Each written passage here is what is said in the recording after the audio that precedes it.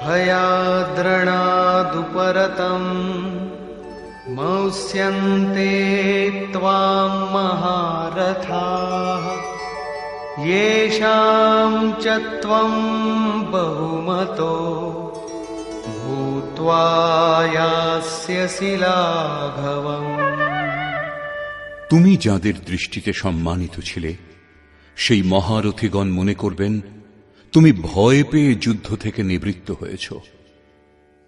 মহারথীকে যিনি এই পথে কঠোর পরিশ্রম করে অগ্রসর হন তিনিই মহারথী।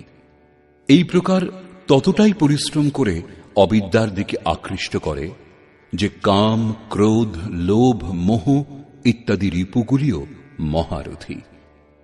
যারা তোমাকে সম্মান করতেন যে এই সাধক প্রশংসনীয়, তুমি তাদের দৃষ্টিতে ছোট হয়ে যাবে। শুধু তাই নয়, উপরন্তু